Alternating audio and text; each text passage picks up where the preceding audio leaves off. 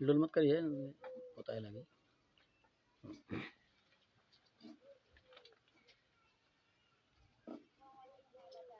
नमस्कार दोस्तों, आपका आवाज आ रहा है ना? चेहरा दिख रहा है ना मेरा चेहरा दिख रहा है ना? हाँ। ठीक है। नमस्कार दोस्तों,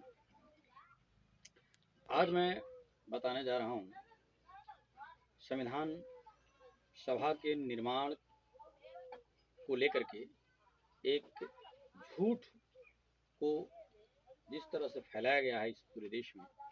आज मैं उस पर चर्चा करूंगा और बताऊंगा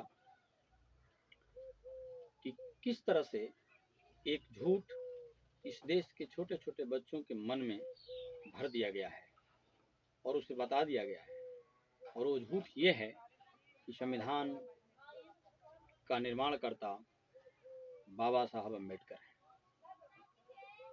इस पर गीत बनी है बहुत एक खास जाति के लोगों के द्वारा अपने कार्यक्रमों में, उत्सवों में, विवाहों में या किसी अवसरों पर इस गीत को गाया भी जाता है बाबा साहब और संविधान को लेकर के।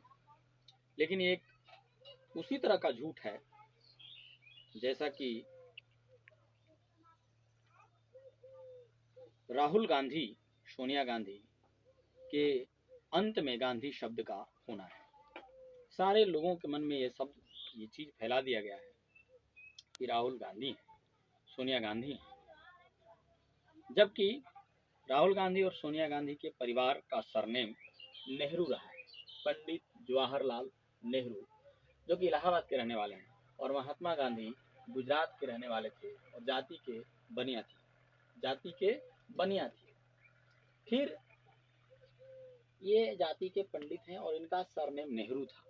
फिर ये पंडित जवाहरलाल नेहरू, मोतीलाल नेहरू, इंदिरा नेहरू के बाद आखिरकार ऐसा क्या हुआ कि सोनिया गांधी हो गई, राजीव गांधी हो गए, संजय गांधी हो गए। इन लोगों ने गांधी जी के सरनेम को अपने नेम के साथ जोड़ करके केवल इस देश की जनता के साथ खिलवाड़ किया, उनकी भावनाओं के साथ खेला है। ये कांग्रेस का देन है। इन्हीं कांग्रेसियों ने इस तरह का एक भ्रामक चीज पैदा किया कि इस संविधान को बाबा साहब अम्बेडकर ने बनाया, न कि पटेल ने, न कि जवाहरलाल नेहरू ने, न कि डॉक्टर राजेंद्र प्रसाद ने, न कि जे बी कृपलानी ने। इन चीजों को, इन महान पुरुषों का नाम गौण कर दिया, कम कर दिया, ताकि इसलिए कम किया ताकि इनका कद बड़ा ना हो और कांग्रेस का कद छोटा ना हो। दोस्तों, संविधान सभा को बनाने में 299 सदस्य थे। 2 वर्ष 11 महीना 18 दिन जो समय लगा है, लगभग 3 वर्ष, बहुत सारे करोड़ों में खर्च आए हैं। क्या अकेला एक व्यक्ति संविधान बना दिया? बिल्कुल गलत है। संविधान बनाने में ऐसे तो कई समितियां बनी थी, लेकिन मुख्य ये 7 समितियां थी, जिसमें संचालन समिति जिसके अध्यक्ष डॉक्टर राजेंद्र प्रसाद थे, संघ समिति जिसके अध्यक्ष पंडित जवाहरलाल नेहरू थे, प्रांतीय संविधान समिति जिसके अध्यक्ष सरदार पटेल थे, प्रारूप समिति जिसके अध्यक्ष डॉक्टर भीमराव अम्बेडकर थे, झंडा समिति जिसके अध्यक्ष जे बी कृपलानी थे, संघ शक्ति समिति जिसके अध्यक्ष जवाहरलाल नेहरू थे, और अस्थायी समिति जिसके अध्यक्ष डॉक्टर राजेंद्र प्रसाद थे। अस्थायी समिति, ये अस्थायी समिति थी और डॉक्टर राजेंद्र प्रसाद अस्थायी समिति के अध्यक्ष थे, जबकि भीमराव अम्बेडकर प्रारूप समिति के अध्यक्ष थे। और ये भी कहा जाता था, आजकल के जो वामपंथी लोग हैं अथवा कांग्रेसी लोग कह दीजिए, इन लोगों ने इस देश को जाति जाति में तोड़ने के लिए ये भ्रामक बात फैलाई है कि उस जमाने में भीमराव अम्बेडकर के साथ दुराचार होता था, गलत होता था, छुआछूत था, भेदभाव होता था। अब आप सोचिए, अगर भेदभाव होता तो क्या पटेल जी और भीमराव अम्बेडकर जी एक ही टेबल पर बैठ करके खीर खाते, चाय पीते, या उनको इतना बड़ा पद दे दिया जाता कि उनको अध्यक्ष बना दिया जाता और उनकी बात भी संविधान में लागू कर दी जाती? जैसे SC ST को छूट देना, जो कि भीमराव अम्बेडकर साहब के ही दिन पर किया गया है, इन्हीं के वजह से ये सब किया गया है, छूट, आरक्षण मिलना। नहीं, ये सब बातें झूठी है, कांग्रेस का ये फैलाया हुआ भ्रमजाल है।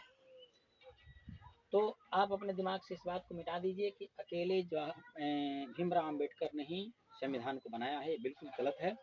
संविधान को बनाने में कई सारे महापुरुषों का योगदान है, अकेले भीमराव अम्बेडकर ने संविधान को नहीं बनाया है, ये एक भ्रम है। ये उसी तरह का भ्रम है जिस तरह का भ्रम पंडित जवाहरलाल नेहरू के वंशजों के नाम के अंत में गांधी का जुड़ना है। केवल वोट पाने के लिए इन लोगों ने गांधी जी के सरनेम को इस्तेमाल किया है। आज गांधी जी होते तो इनसे सवाल पूछते कि मेरे सरनेम को आप लोगों ने क्यों यूज किया है। या कभी आप भी सोचिए कि पंडित जवाहरलाल नेहरू और इंदिरा गांधी कैसे हो गई। मैं बताता हूँ, मैं अगली कड़ी में भी आपसे बात करूंगा, मैं बताऊंगा, अगला वीडियो बनाऊंगा, उसमें बताऊंगा कि पंडित जवाहरलाल नेहरू बहुत बड़ा हत्यारा था। उसने श्यामा प्रसाद मुखर्जी की हत्या की थी। श्यामा प्रसाद मुखर्जी 370 धारा कश्मीर से हटाना चाहते थे और किस साजिश और षड्यंत्र को बना करके श्यामा प्रसाद मुखर्जी को इस पंडित जवाहरलाल नेहरू ने हत्या करवाया था, मैं अगले वीडियो में बताऊंगा। और ये भी बताऊंगा कि नाथूराम गोडसे एक सच्चे देशभक्त और सच्चे सिपाही कैसे थे और उन्होंने गांधी जी की हत्या क्यों की। गांधी जी, माना कि गांधी जी स्वतंत्रता से संग्राम में सम्मिलित थे, लेकिन ये कह देना कि उनके लाठी और उनके सत्य और अहिंसा के बल पर ही हमें आज़ादी मिल गई, बिल्कुल गलत है। अगर गांधी जी के बल पर आज़ादी मिली थी तो भगत सिंह, सुखदेव, राजगुरु, पंडित सीताराम तिवारी के बेटे चंद्रशेखर आज़ाद तिवारी, ये सब कौन थे? झांसी की रानी, महाराणा प्रताप, शेर शिवाजी, सब कौन थे? नमस्कार दोस्तों, मैं अगला वीडियो बनाऊंगा और बताऊंगा कि पंडित जवाहरलाल नेहरू कितना बड़ा हत्यारा था। नमस्कार।